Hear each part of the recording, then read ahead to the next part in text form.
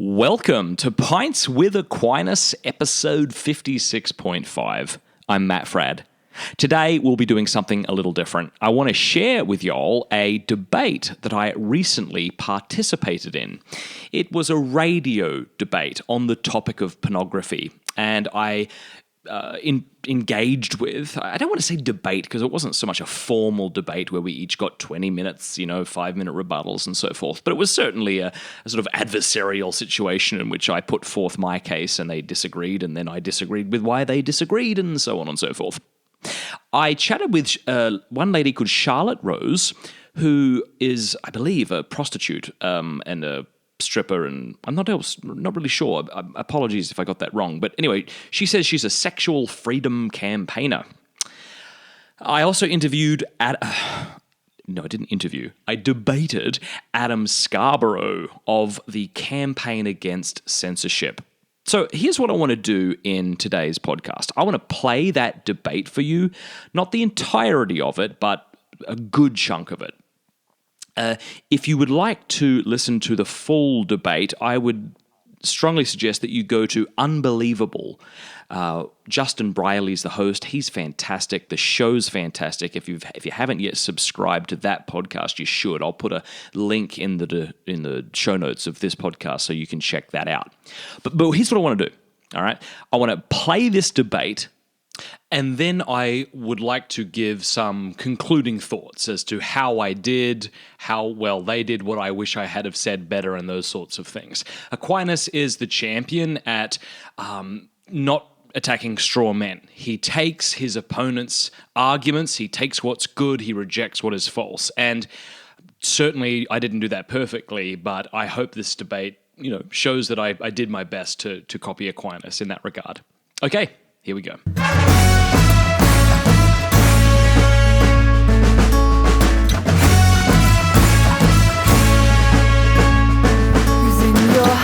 Welcome back to Pints with Aquinas. Really excited to get into this debate, but before I do, I want to thank all of you who are supporting me on Patreon. It means so much. You've probably noticed the new logo we have.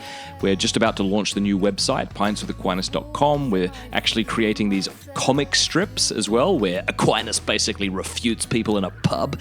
And I just want to say you guys are the best, and I'm so honored that you believe in this work that I'm doing and that you're willing to support it. If you haven't yet supported it, I want to invite you to do that. You can support the show for as little as $2 a month, and you can see the different thank you gifts that I give you in return for supporting the show, like an ever-growing exclusive audio library that just you will have access to, stickers, books sent to your door, all sorts of stuff. So go to patreon.com/PWA for Pints with Aquinas. I'll put it up in the show notes, and there you can support the show.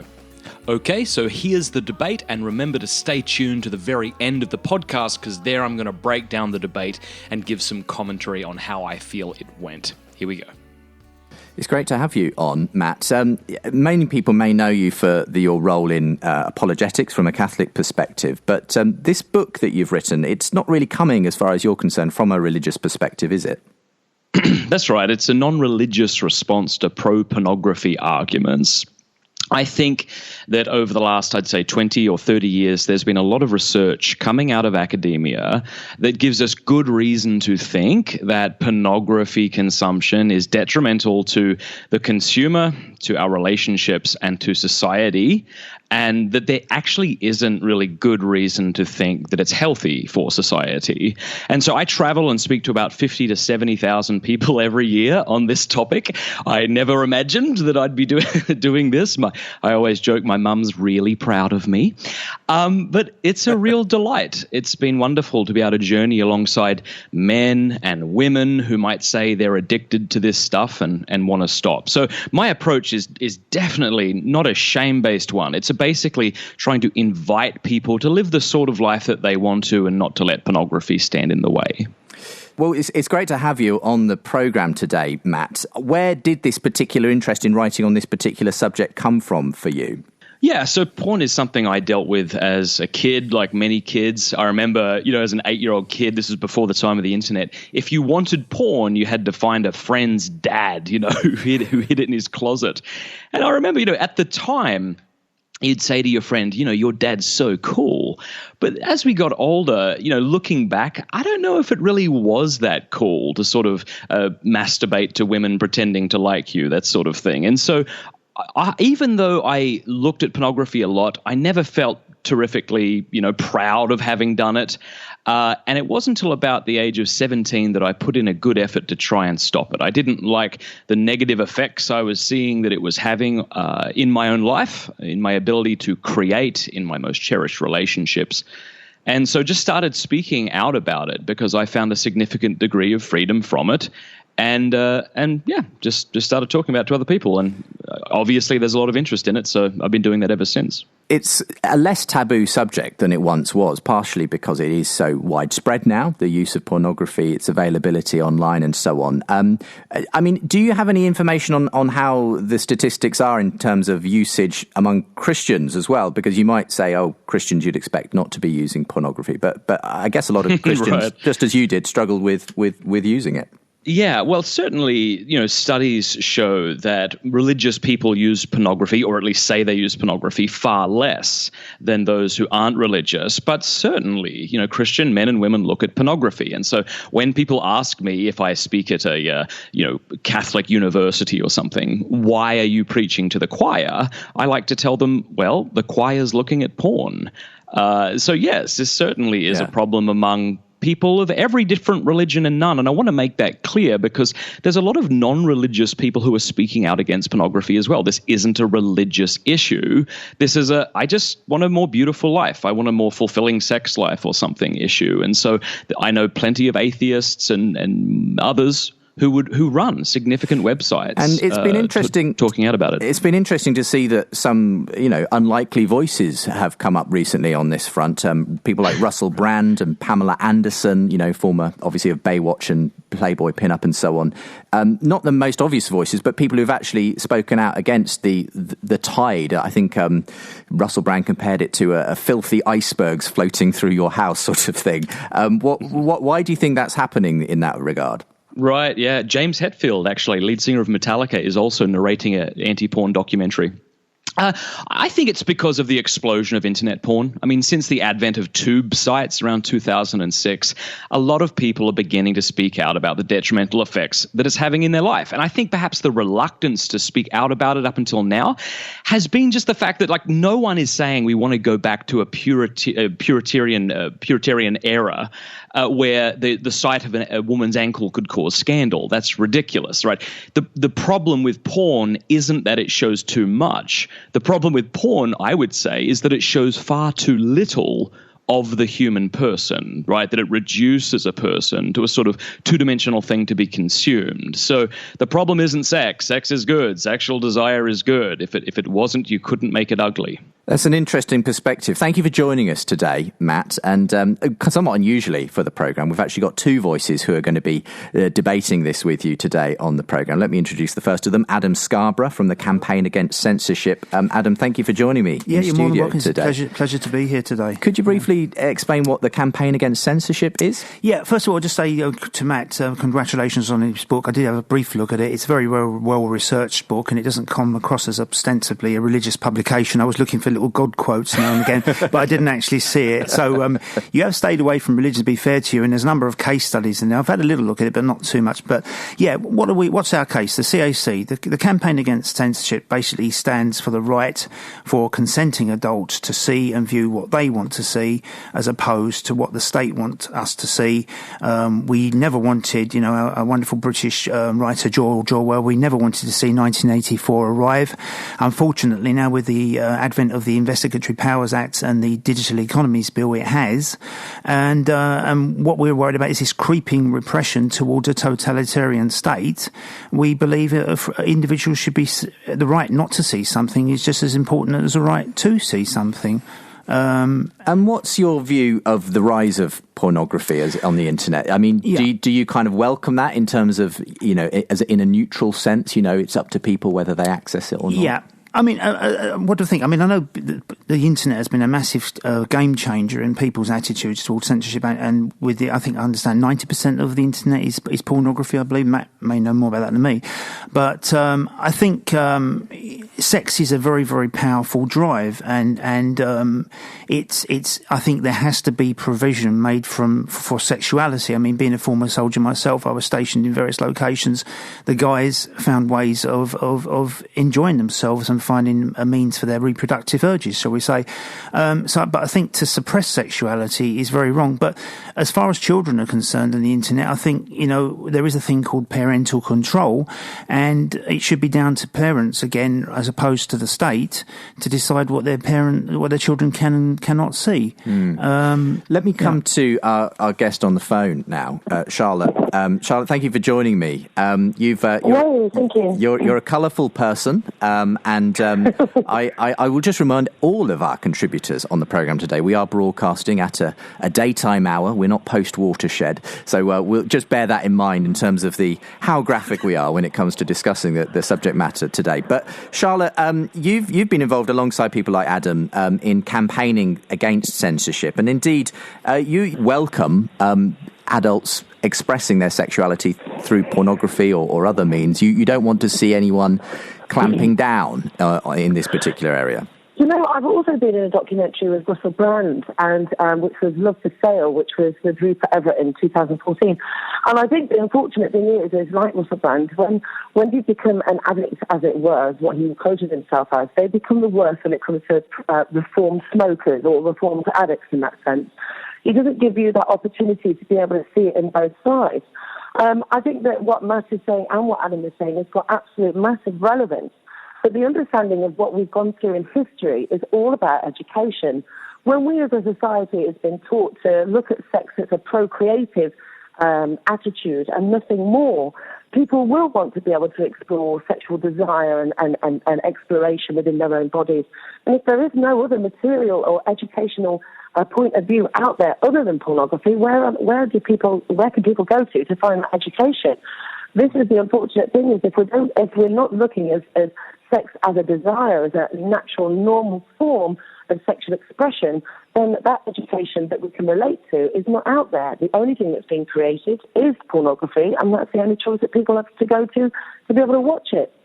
So in that sense, are you saying, Charlotte, that it's not a good thing that there is so much porn, that is the thing that many young people, for instance, are likely to encounter more than, if you like, more rounded views of sexuality? No, I'm not saying that it's a bad thing. I'm not saying it's a good thing either. I think that if you're addicted to cakes and there's 100 different cakes out there for you to choose from, which one do you go for? I think it doesn't matter on which one's more dangerous or which one's more harmful or which one's got better ingredients for you. It's about the education that comes behind it. This is the thing, that there is a lack of education of looking at sex as a sexual expression rather than just teaching people about sex as procreation, and that's it. I think the sex is a wonderful thing, and I think people should be enjoying it more. But this is the thing, it all comes down to choice. Providing it's consensual, it doesn't harm a third party. Nobody has the right to choose what people are doing behind closed doors. But we do have a right to supply education to be able to allow people to make those choices for themselves. And if they're dictated to by a dictatorial state that's what's allowed to be shown online and what's not, then that choice is being taken away from them. So how on earth can they learn what's right and wrong in their own opinion? Well, I don't want our conversation necessarily to focus too much around the censorship issue per se, because in a sense I think Matt sees that as an issue that does need to be addressed. But for you, Matt, I believe it's more about the ultimate sort of question of whether the porn is harmful to society. Is it ultimately something that we need to be wary of, and so on? I mean, what do you say to that particular argument? It's just about people's free choice in terms of what they want to consume as consenting adults. I sympathise with a lot of what Charlotte and Adam had to say there. We live in a global economy, right? Porn is consumed in every nation on the planet. The fact is that national laws, judicial systems, regulatory agencies move a lot slower than technology. I have no brilliant ideas about how to change that, nor am I that interested in doing it. I think a conversation can be had about whether or not governments choose to regulate pornography use. I think an argument can be made. But, in my opinion, as I say, I can sympathize with Adam in saying that some versions of censoring pornography that I've heard of sound like prohibition laws in America back in the 1920s, which would unnecessarily turn, relatively normal citizens into criminals. Okay, so I get that. But that said, before we even decide whether or not we should speak out against pornography, maybe it's not a matter of censorship. Maybe it's about educating people that it leads to negative effects. Well, before we can have that conversation, we have to ask, is it harmful at all? And it turns out that it is. There are currently 33 neuroscience-based studies on porn users. Every one of them supports the addiction model, And this has led to an increase in porn-induced erectile dysfunction.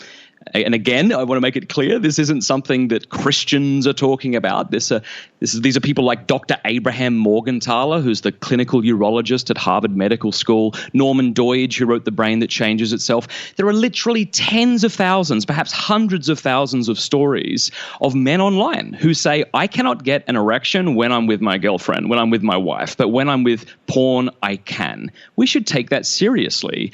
The other way it affects us is that it warps our sexual tastes. There was a study done in 2012 of NoFap users, which is a non-religious online forum, has about 200,000 members.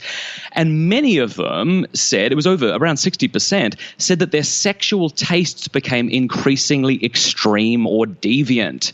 Now, you might be thinking, well, maybe they're just discovering who they really are and what their sexuality really is. Well, that's not true, because when they took time away from pornography, they found that their sexual tastes kind of went back to the way they were before.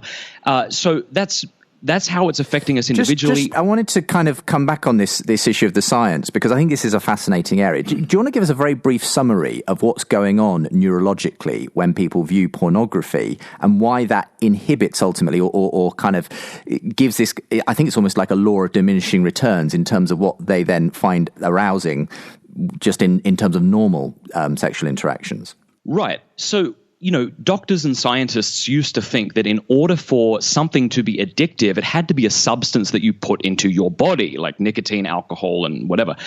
But since neuroscientists started looking into the brain, it's changed how we understand addiction, right? What we now know is that it's not necessarily just about what we put into our bodies or how it got there, but what reactions it triggers in the brain.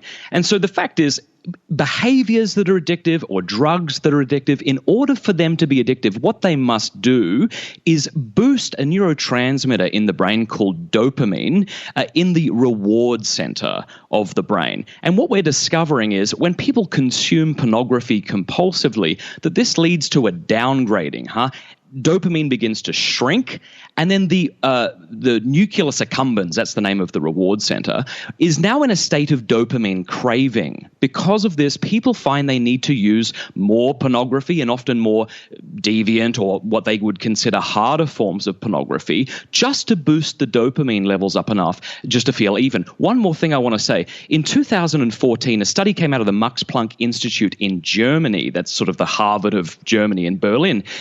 Simone Kuhn, the lead neuroscientist researcher, and her team were able to show that there was a correlation between the amount of porn people used and shrinkage in the brain, right? So these people that they studied on weren't self-declared addicts. They said they used pornography moderately, and yet it was having this negative effect on the brain. So it leads to desensitization and this feeling within the person, okay, I need to be viewing much more just to feel even. It's as if we've reset the pleasure thermostat in our brain. So, yeah, it's an interesting analogy. Okay, let me bring in my other guests. Adam, what do you want to say? I mean, the science appears to speak for itself that viewing pornography has this addictive effect, and that ultimately it means that people find it actually harder to have, if you like, normal sexual relations outside of pornographic kind of I did try and have a look at some of Matt's case studies in his book very briefly, and I appreciate there will always be people that find something addictive or obsessional in all ways. But I'm a great believer that people can be self-regulatory, and in philosophy they say the wise man is the one who knows his own limitations. And I think we should all know our own limitations. And if what you're saying is true, Matt, then surely 90% of the population would have shrinking brains. I mean, dopamine, yes, dopamine does exist. I think some of the antipsychotic medication that psychiatrists get that suppresses the dopamine levels. Cannabis is known to be a dopamine antagonist. I won't get off the subject here, but to say that you've got to have a blanket ban on pornography because of a few individuals that have problems, and I don't want to deny those people the help that they deserve, they rightfully deserve. This is, I think, too much time in front of a computer looking at anything can be detrimental to one's health, for your eyesight, etc. But there will always be an exception to the norm, if you know what I mean. And you don't see this as the norm then, as far as you're concerned? Not at all. I mean, I know only a friend of mine, she knows that her children has, unobtrusively looked at the pornography, but she said to me recently that at least I know what how my children are sexually inclined. How far would Matt take it? I mean, children are given sexual education lessons at school, which involve sexual imagery and pictures of male and female genitalia. Are you saying that all children are subject to sex education are also deranged in some way or have shrinking brains? Matt, do you want to come back on that? Oh, yeah, no, not at all. I actually think that you and I, Adam, are probably in more agreement than you think. I'm not talking about censorship. I'm not denying that people can do whatever they want. Of course people can do whatever they want. What I'm saying is that it's prudent before engaging in a behavior that might have detrimental effects, that one have the most information at their disposal. I know you would agree with that. I know Charlotte would as well. But certainly one can educate children about sex, the goodness of their bodies, right, and these sorts of things. I don't consider that pornographic. All I'm saying is if there's good reason to think that pornography is detrimental to us and to our relationships, right? Studies have shown that even moderate use of vanilla porn leads people to think less of their partner's affection, physical appearance, sexual performance. All I'm saying is that people have a right to know that. So yeah, that's it. Let me come to Charlotte before we have to go to a break. Charlotte, what's your take on all this? You obviously have seen a lot of men yourself, and do you find that they are having difficulty being aroused outside of pornography if they're using it a lot? You know, I have a complete mixture. I mean, what we've got to look at is a sense of society not understanding the differences between the reality side of sex and the fantasy side of sex.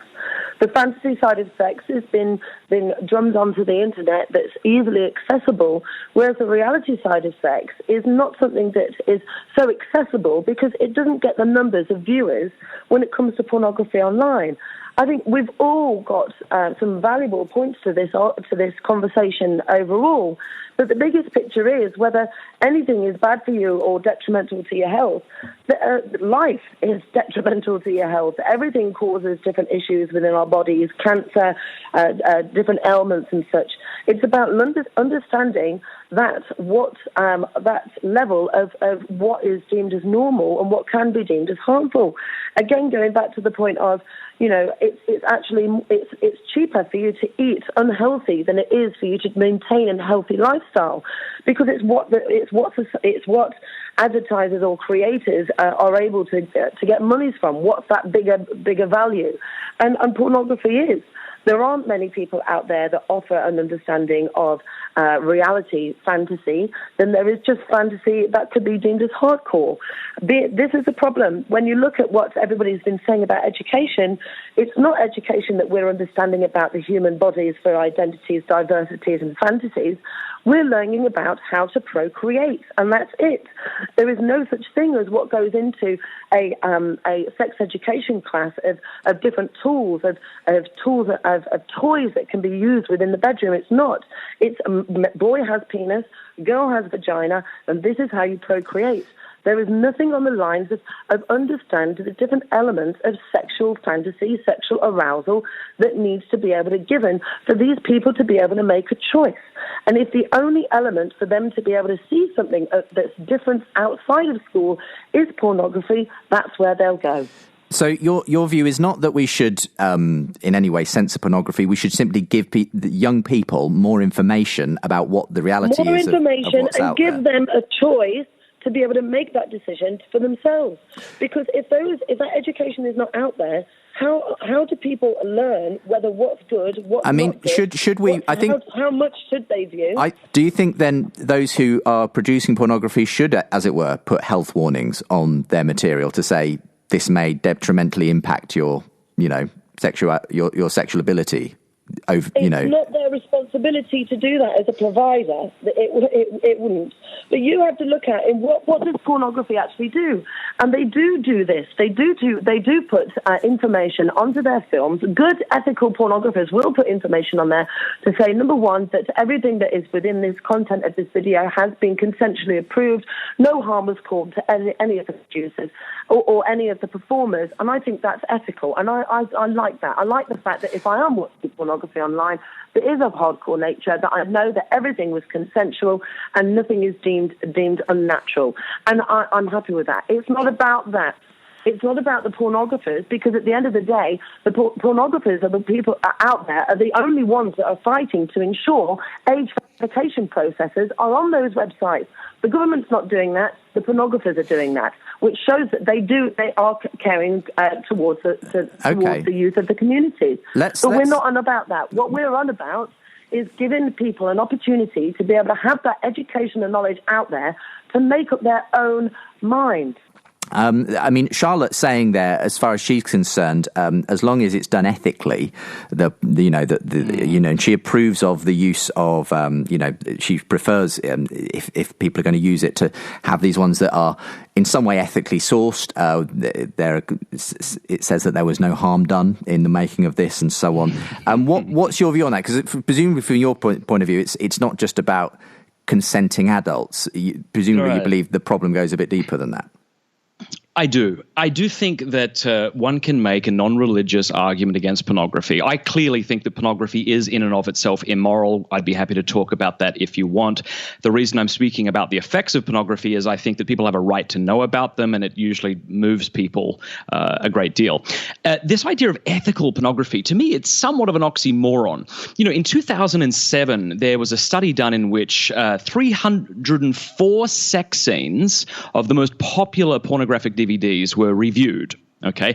And what they found in this study was an incredible amount of physical aggression and verbal aggression. There was actually an act of physical aggression, such as slapping, choking, hair pulling, verbal aggression, every minute and a half. Now, Charlotte wants to say, well, it's okay because they both consent to it. And I certainly agree that that's part of it. We don't want people being forced to do things they don't want to do, obviously. But the idea that someone can consent to being degraded like that and that somehow makes it okay, I disagree. I think that being cool with being degraded doesn't make being degraded any more cool. I mean, suppose you met somebody who was okay being part of different, say, little racist videos where they were the butt of the joke. And they say, well, they found this liberating. People should be able to do what they want, and don't take yourself so seriously. We might say to them, I get that you're saying you find this liberating, but I think that you're wrong to. I don't think you ought to be treated like that. Secondly, I want to respond to Charlotte's point. She seems to think that our only options are we look at hardcore porn or people just aren't getting taught about sex. And I think that's nonsense. I think parents have a duty to teach their children about the beauty of sex. Now, when my wife and I got married, we saved sex until our wedding night. And what a beautiful thing now that we have the rest of our lives to learn how to please each other and to enjoy this sexual embrace, which is such a good thing. We don't have to turn our eyes away from each other, onto a screen to watch actors pretending to enjoy sex. Many of these actors, I think it would be fair to say, have suffered a degree of trauma in their childhood, might be having different diseases. No, I don't want to do that. I just want to look at my wife. I think she's enough for me. I think this is the sort of relationship people have a right to, that they want to have. And very often we become jaded and think, well, that kind of love isn't possible, so I'm just going to settle for pornography. Let's bring Charlotte in, because obviously you were addressing... Yes, please. Yeah, go ahead. I mean, a few different things to pick up there, Charlotte. Go ahead. I think that was actually awful what Matt just said. And for a start, porn stars are not diseased. Secondly, we're not all into a point of view about sex that we wait till our wedding night to have sex. The majority of children of today have already lost their virginity before they're in long-term relationships, so that's quite Arcadian. That's very, very ancient times. But I do appreciate other people's traditions. But to say that porn performers have all been abused, this is the unfortunate thing about the way that society sees sex workers as performers. They always see us very 2D, which is either very tragic or very glamorous. Very tragic in the sense that we've been abused, and that's the only reason why we can do this job. And I find that anybody that says that is absolutely degrading to any sex worker or performer out there. I know many performers out there who absolutely love being in films because that's their choice to do so. When it comes to being choking or being spanked or being slapped, there are many thousands of people out there that enjoy different kinks within their bedrooms of sex. Does not mean that somebody else may agree to it, but who are you to decide what is norm and what is not norm? There's no such thing. This is a great thing about being individual for people's personal preference when it comes to the bedroom. The normative element to it is very, very sad. And to think that everybody has been abused that ends up in porn is awful. And I don't know how much more I can do with this conversation, because my throat is absolutely killing me. So I'm just going to stay on the back burn on this for a little bit, and I'm going to let Adam carry on. We'll let Adam take over a bit. I know you're joining us with some tonsillitis at the moment, but let's take much time. Go ahead, Matt. Charlotte, I appreciate what you're saying, and I actually agree with what you're saying. I didn't say that all sex workers have been sexually abused or molested or abandoned as children, and so I agree with you. To make a blanket statement like that would be irresponsible at best. Okay, so I don't want to take up too much time. I know Adam wants to respond, but I'd like to pick up on that thread afterwards, if that's okay. Well, do you want to just respond before Adam comes back to the fact that obviously Charlotte's saying there as well that as far as she's concerned, you're entitled to your view that sex is best saved till marriage, Matt, but everyone else, she described it as archaic actually, because kids are having, sexual encounters well before they're into it. Notice that I didn't say my wife and I hadn't had sex until marriage. I mean, it's not like we were virgins. Like I had slept around. I did stuff. But when I met her, I thought she was worth the wait. And that was my personal preference. I accept that that's not Charlotte's, and that's fine. And she also said that she respects others' traditions, and so I appreciate that. I don't feel attacked at all in that. I did mention about many performers suffering from some kind of disease. And that's actually a quote from Dr. Sharon Mitchell, who's the founder of the Adult Industry Medical Healthcare Foundation, right? She says that 66% of porn stars have herpes. And I'm not sure we need a lot of stats to convince us of that. If we're having sex with multiple people for our job, what are the chances we aren't going to be struggling with different sorts of diseases? And it didn't say all women. Now, what about women who might have suffered some serious form of abuse or neglect when they were younger? Certainly not all women. Not making that argument, but many women do. Pamela Anderson just came out, spoke about being sexually abused. Jenna Jameson talks about being gang raped in high school. Bella Knox, the Duke University porn performer, speaks about being a rape victim, an ex-cutter. We can go on and on. All I'm saying is when I speak with women who've been in the sex industry, or when I listen to them after they get out, that very often they do talk about this sort of story. It's drearily predictable. Is it all women? No, but I think it is a lot, and I think we should recognize that might be one of the factors that led them into porn. But I do think that even if somebody wasn't abused, they've had a lovely childhood and they just choose this, look, this is my opinion, and I grant that Charlotte's going to disagree, maybe Adam as well, that's fine. But I think it's actually a manful thing to treat a woman who has forgotten her dignity with dignity nonetheless. Let's come back to Adam, and then I'm sure Charlotte will want to weigh in again in the course of the programme. Yeah. Okay, yeah, I can say, I mean, my mum being a former bunny girl, my mum was one of the original bunny girls in the 60s, and she looks back on her modelling days and the Playboy Mansion, with a great degree of pride. Still got some of the photographs. But I'm glad Matt does admit that sex does exist, because as I say, it's a very, very powerful urge. I mean, but having said that, Adam, I mean, the bunny girl thing, it was a kind of a different age, and if you don't, in a sense, somewhat more innocent, if you can grade these things. From some type of maybe innocent. She did other things as well, but it was, how can I start, the first start of the porn genre, if you like. I mean, and pornography. Let me make it clear. Porn, like the term prostitute, are two very, very emotive words. I prefer the term, I think, erotography, and for prostitute, I think it was the term sex worker. And to concur with Charlotte, I do have a great degree of sympathy for women, particularly street walkers. I think 140 have been killed over the last 10 years, and I find this very, very sad. They should be given respect. They shouldn't be treated in any punitive fashion. But to get back to what Matt was saying, and Charlotte, Maslow, the psychologist, has admitted in his triangle of needs that sex is at the top. It's there with food and water and shelter. It is a need. And as I say, most people are self-regulatory. If they look at pornography 2 times a day, they'll probably put it down and pick up Shakespeare. They know when enough is enough. And getting back to the psychological effects of pornography, as Matt, went overboard on this, especially in some of his case studies in his book. I've looked at some of the Kinsey studies, sexual studies, and it said that actually masturbation, when it comes to, I know this is a family show, so I apologise for using that word. It's all right. When it comes to intensity of orgasm, masturbation cannot be excelled.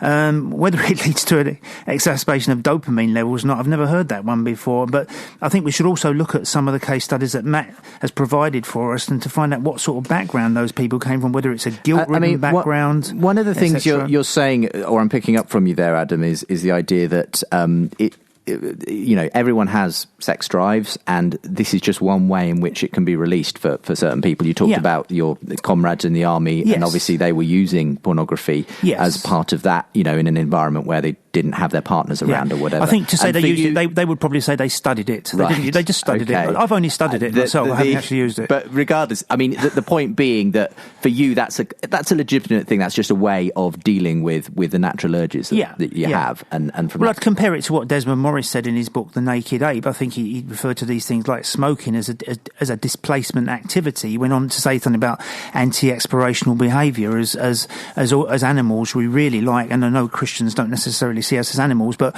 we like to be on the savannas. But all this is really a form of anti-explorational behaviour. And yes, masturbation and pornography does enhance the experience. Okay, Matt, what about the argument that it's just an outlet, it's just a way, that people are naturally going to be looking for this stuff anyway, so just, go ahead. Well, I mean, Adam said that sex is a need. He said like shelter, food and water, but that's clearly not true. If you don't have sex, you're not going to die. But if you don't have food, water, or shelter, you very well may. So I grant sexual desire is a beautiful thing, right? It should propel us to make a gift of ourselves. But what pornography does is we don't end up making a gift of ourselves. We end up kind of reverting back into ourselves. I think one of the most sex positive things a person can do is quit pornography, because there's nothing sex positive about masturbating to images of women pretending to like you. There's nothing about retreating into the bathroom or to the bedroom to masturbate to porn. And a lot of people are beginning to recognize this. They're quitting porn not because they hate sex or because they think it's bad or dirty, but they're quitting porn precisely because they want to have a meaningful sex life, which pornography is robbing from them. We should point out, too, that when I talk about sexual dysfunction, and by the way, this study was a study that came out of Cambridge, right? So again, these are legitimate studies that are coming out of legitimate universities that showed around 60% of those said they could get an erection with porn, not without it. But also women who aren't able to have the same kind of climax because of the pornography they've been consuming. So again, I think if you want to be sex positive, quit porn. If you want to be sexually dissatisfied, then continue looking at porn, because apparently that's the way to do it. Okay, I'll bring you in if your voice allows now, Charlotte, to respond to this. What do you want to say? I think with Matt's studies that he's been getting the information from. I think it's fantastic that there is information out there. But it would be very interesting to find out how many participants were into those studies and also the ratio between men and women, because one of the things that we keep forgetting about is it's not just men that watch porn, but females too. And I think that considering if Cambridge has done a study on 200 people, yet there's over 1 million people in the world watching pornography, I think there's plenty of room for more studies to come for in the future. I think this just comes straight back down to the simple element right at the beginning is if people have only got one way to be able to view something that's in the privacy of their own home, which is pornography, which may be deemed as hardcore, that's the genre that we're talking about, obviously. Then people are going to do whatever is seen in front of them. I think that if we're offering more education to children and there's more education available online to give those people that choices, that, like what Matt said, this is what's been happening with this percentage of people, then we should be made aware of it. I think that if you are feeling, I'm a sexual trainer. I do lots of work with men with erectile dysfunction and also premature ejaculation. And a lot of it is not deemed to pornography. It's actually done to psychology of where something has happened in their past that was detrimental to them growing up with their own self-confidence. So, my studies are actually dealing with hands-on people. Over 1,200 people I've dealt with in the past 7 years for erectile dysfunction and premature ejaculation. And out of that, I think I've only ever come across 9 people that have had any difference that's been caused from porn addiction, as it were, if it was that. But we're not talking about that. Well, I did want to bring up something else that Matt raised earlier and we didn't really get to, which is his contention that there's a sense in which exposure to pornography and the fact that, if you like, to recreate the kind of dopamine levels means that people end up searching more and more kind of gratuitous, hardcore stuff. And I'm guessing even more taboo stuff. Matt, I don't know if you want to talk to this and then I'll bring Charlotte back on, but are you saying that there's a link actually between consensual adult pornography and child pornography? Well, I appreciate what Charlotte just brought up, having to say about how many people are being interviewed and these sorts of things. One study that happened I mentioned it earlier, from NoFap. There were 1,500 people in the survey, right? Almost 60% said or agreed with the statement that their sexual desires had become increasingly deviant, and that when they stopped looking at porn, they were able to, they no longer desired that sort of thing. Charlotte also used the analogy of junk food a while back. I think that's a good analogy. I think if people become accustomed to junk food, they can't imagine how you could possibly eat healthy and be happy. They might say it's archaic, right? But if someone who is looking at pornography, they might say the same thing. How could you possibly live your life without masturbating to pornography? Well, I do live my life like that, and I'm actually really happy. And a lot of people view pornography like that. They see it as sexual junk food that's kind of ruining their sexual template, their sexual relationships, and quit it. And in the beginning, they might think, gosh, this is really hard. How could you do this? But eventually they come to appreciate living a life where they don't spend hours on end every day looking at pornography. Well, you do have a chapter in your book that talks about the link between pornography and child pornography. Do you think there is a kind of a sort of a slippery slope of some kind? Well, I do think that. I mean, do we really think that there's someone out there, perhaps say 25 years old, right? They've never seen pornography, and one day they wake up and they think to themselves, you know what I'd like to look at today, insert weird fetish here. I don't think that's how it happens. I think what happens is people begin to watch pornography, and then this old stuff doesn't do it for them anymore. What they have to do is view increasingly shocking pornography, because, of course, shock and anxiety actually boost dopamine. It boosts sexual arousal. And they end up looking at things that perhaps a year ago may have made them frightened or nauseous, but today it's the only thing that can get them off. So I do think that very often that it's a slippery slope, as you say. Let me, do you want to respond to that, Charlotte? There's many of people in this world, and it's like reading the star sign.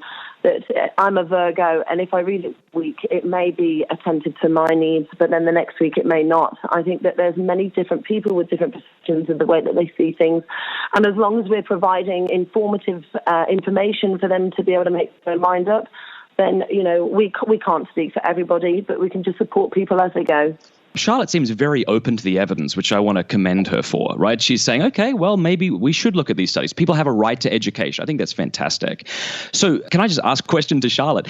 Charlotte, if what I am saying is true, if studies are showing that pornography can lead to addiction, sexual dysfunction, if it can lead to a breakdown in relationships, would you be open to going where the science points and saying, okay, pornography can be detrimental and we should warn people about that or not? Do you know what the thing is that unfortunately I can't equip myself with answering that particular question because I'm not educated enough in the studies that goes against what you say. And I know that there are, and if Jerry Barnett, for example, from Sex and Censorship was here, and maybe Adam could tell you differently, there are actually probably just as many studies that go against the studies that you've had. So the only thing I can do is look at it as a human element, a humanistic approach to it, that providing that we are open to the yes and to the no, then it's our choice to make that decision about the factor that happens in our lives. And that's the only way I can go.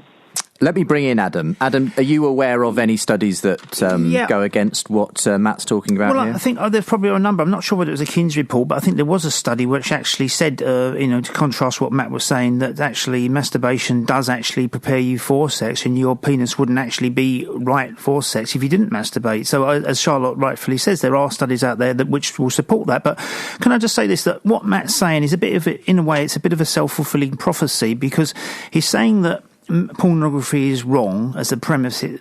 This in itself will promote guilt to anyone who studies or sees pornography. So it's a little bit of a sort of self-fulfilling prophecy. But the other thing here is, Matt mentions being married, yes, and I'm sure a union of two people is very beautiful, but relationships and marriage of that kind aren't for everyone. And Charlotte will agree with me here that many people that use sex workers and probably pornography are in fact disabled people who have no other avenue for their desires. I mean, are we saying that we should fill them with this guilt trip that they shouldn't look at porn anymore? And I will agree with Matt, if it stays at that level of just looking at, purely isolationist looking at nothing else, then it maybe could be dangerous. But there are many other things that are also isolationist. Isolation in itself is not a nice thing. No man is an island. But I do feel, Matt, that you're moralising on other people's behalf, really, without their consent, because for every negative out there, you probably will find a positive. And as I say, there is a bit of a self-fulfilling prophecy in there as well. Let me toss it back to Matt then. Matt, I mean, a couple of things there. Firstly, I think Adam references there may be some studies which show that masturbation and so on, not necessarily a bad thing. And also, he raises this issue of what are those who don't have recourse to a marriage like you have.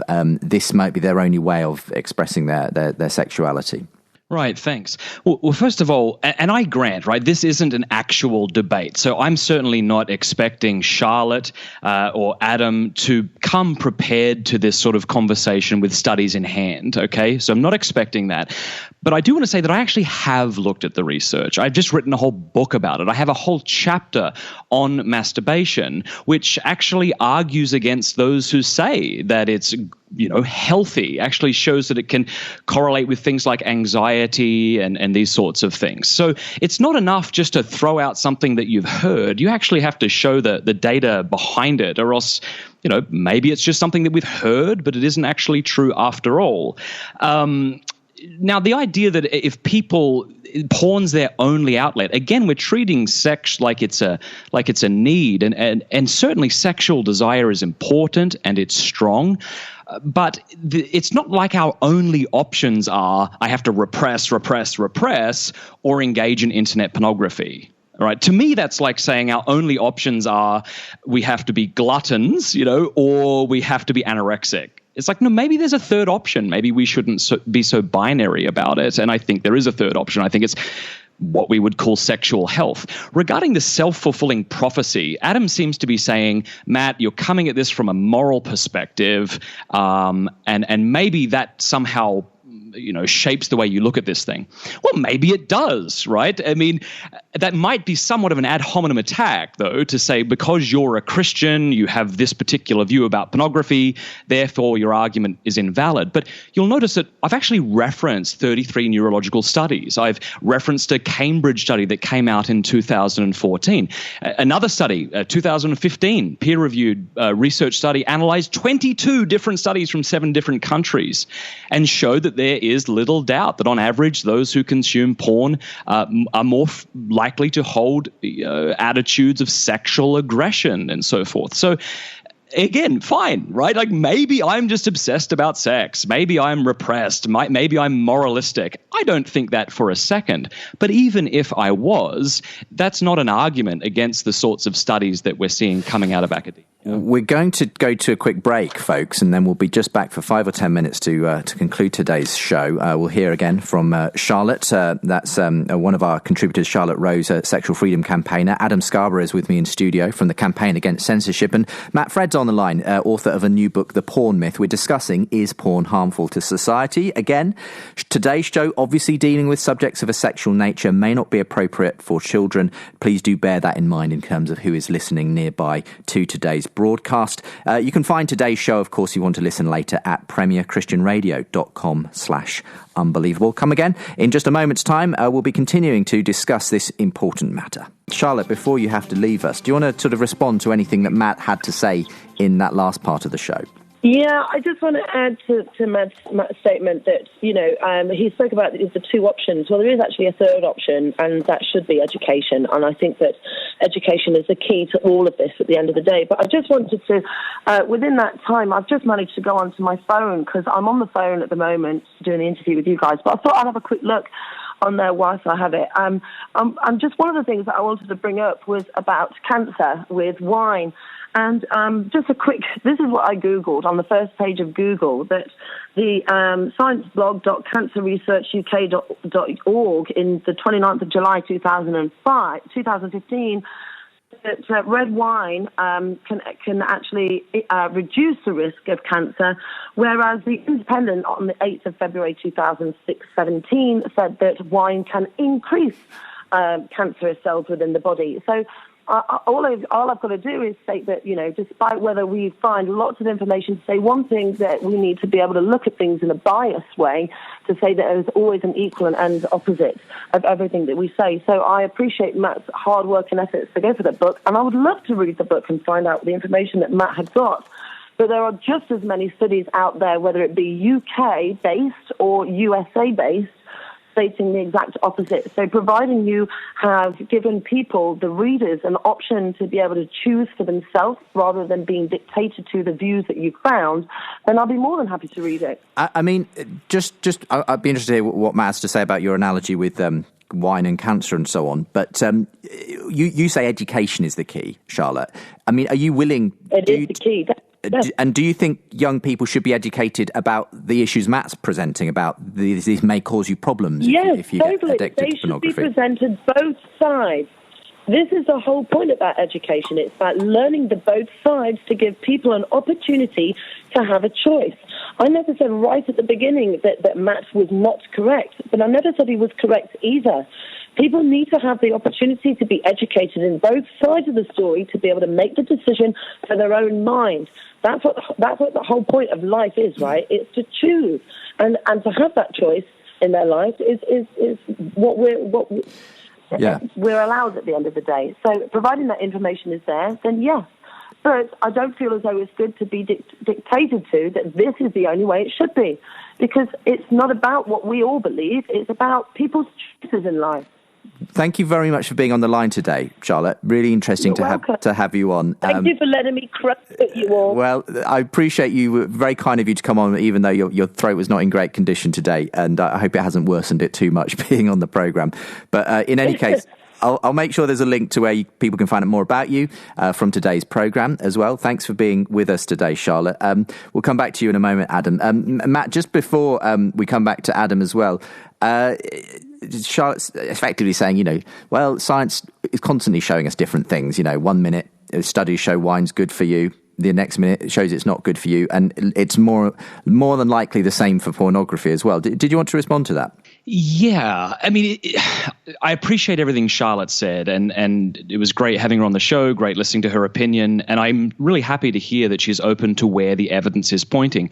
Certainly, scientific investigation by its nature, being inductive, is always open to change. That said, if the preponderance of evidence is all on one side of an issue, then I think that we should follow the science where it leads. All right. So there are no direct causal studies that would show, causation between smoking nicotine and cancer or nicotine and addiction. Okay. All we have is correlative studies, but the preponderance of evidence is on the side of the fact that cigarettes do lead to cancer and so forth. And so we should accept that. Likewise, I'm saying that the preponderance of evidence lies on the side of saying porn is addictive. It leads to things like sexual dysfunction, increased desire to look at more disturbing forms of pornography, that it leads to relationship breakdown and so forth. And she says, let's look at the education. Well, I've done it. That's the whole reason I wrote the book. And so I'm happy to hear, too, that she's open to reading the book and perhaps, educating herself. And I think when she does that, she'll realize, there's actually a lot of studies right now, as I say, 33 neuroscience-based studies that show porn can be addictive, and there's none on the other side. Now, actually, people might point to a 2013 or 2015 study by Nicole Prouse, okay? That's the only study anybody cites if they want to say pornography doesn't lead to addiction, doesn't cause addiction. But the problem with her studies is that there's actually been now 9 different peer-reviewed papers written by some of the world's top neuroscientists, all of which are showing that Nicole Prouse misinterpreted her data, and so even her papers show that pornography leads to desensitization, hypofrontality, and sensitization. So I'm all for it. Let's educate people. Okay. Adam, anything you want to say as we start to close out today's show? Yeah, interesting. It's nothing to do with today's subject, but interesting what Charlotte was saying about wine there. Wine also acts as a vasodilator, I do know, for decreasing people's cholesterol. But on the subject of what Matt's saying, interesting what Matt was saying about the other side. I mean, it's quite obvious why the other side, as Matt says, there are in studies, because it's a case of leave well alone. Most people who use pornography as a release, as a safety valve, don't have a problem with it. This is why there is nothing on the other side. And again, there are so many variables here in these studies. I mean, if we were to look at some of those studies in Matt's book, you would take into consideration their upbringings of these people, why they had this disposition. And again, there's nothing said, and what I've seen about Matt's book, I must read it in greater detail, about what would have happened to these people had they not had access to porn as a result. And, if you go back to 18th century, 19th century psychiatry, there was actually a diagnosis then called masturbation psychosis, where patients were told to wave their arms around in the air 20 times a day in order to stop masturbating. 90% of men masturbated, the other 10% are liars. Okay. I mean, I guess the point is, Matt, people, I mean, pornography is as old as art. You can find it on the walls of Roman villas and so on.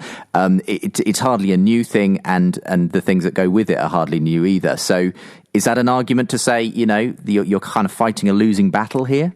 No, I mean, there's lots of practices or actions that might be immoral that go back, well into the past. That doesn't mean that they're good. And so I think that's also true of pornography. So, it's been lovely talking to Adam. I really want to encourage people to get the book. I want to let people know, too, that 100% of the royalties from this book go to help a group in San Diego that support sexually trafficked women. So I'm not making a cent from this book, and so I hope people will pick it up and decide for themselves. Okay, and I'm sure a copy could be sent to Charlotte as well, who's interested in reading it. I'd love to. Yeah, I'd love to. Great stuff. Thank you very much for being on the programme today, Matt, to talk about your book. Again, thepornmyth.com if you want to find out more. If people want to find out more about the campaign against censorship, I believe the website is dlas.org.uk. Yeah, that's basically, or if they just Google campaign against censorship, it will come up. There's quite a lot of archived material in there, etc., which is interesting read. I do the occasional article myself, and it's been great speaking to Matt here today, and been very, very, very interesting. All right, so there you go. If you're still hanging out, thank you so much for listening to this exchange that I had with Charlotte and Adam. So I just want to riff a little bit and share my thoughts on the interaction.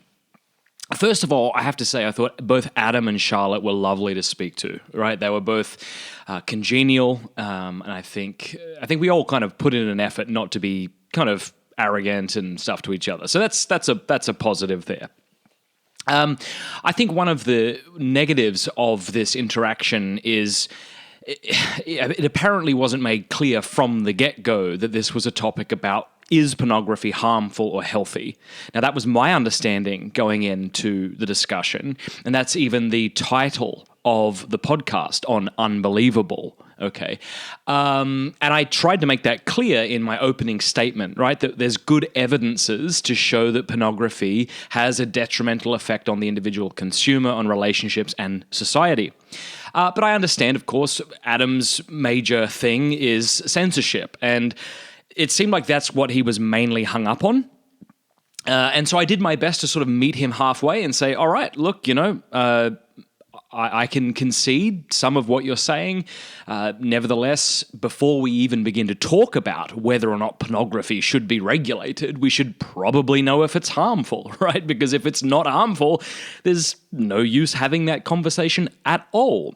As lovely a guy as Adam was, he did say a number of like bizarre, unscientific sort of statements. Like he said, in passing, right, that, we have to masturbate because if we don't, the penis won't know how to work, like when you engage in like sexual intercourse. That's clearly false. Secondly, he said that sex is a need like water, food, and shelter. But as I pointed out, that's clearly false. And it seems to me only in a sexualized culture such as our own would you make such a, absurd statement. You can live without sex, believe it or not. Hopefully, as you listen to this podcast, that's what you're doing right now, and many people are celibate. Many people, perhaps their husband or wife left them. And this idea that they need to have sex or else something bad will happen to them is just rubbish. It's not true. And then occasionally he'll throw out a study here and there, but as I pointed out, it's not enough to say what you've heard. You actually have to back it up with some evidence. Okay, now Charlotte was very big on education, and good. That's why I wrote my book, to educate people about how pornography is having a deleterious effect on their life. Now, one of the things Charlotte pointed out, which I wish I had have responded to better, she made this argument, right? And this isn't her exact words, but I think this is what she's getting at, right? She's saying, okay, so sex clearly has a procreation function, but it's also like it has a unitive aspect, right? An aspect in which people come together and have this pleasurable, powerful experience. But, we teach kids about the procreation aspect at school or something, with sex ed books, and here's how the penis and the vagina work, and here's how conception happens.